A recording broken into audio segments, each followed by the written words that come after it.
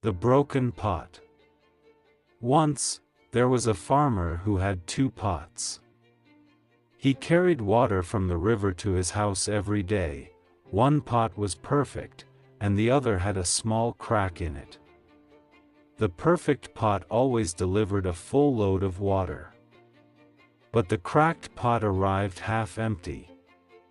For 2 years, the farmer continued this routine. The cracked pot felt ashamed and said, "I'm sorry, master. I'm broken and useless. You should replace me." The farmer smiled and said, "Did you notice the flowers on your side of the path, but not on the other pot's side? That's because I planted seeds there, and every day, you watered them with your leeks. Now, those flowers make my home beautiful." Dizzy moral. We all have flaws, but even our weaknesses can create something beautiful.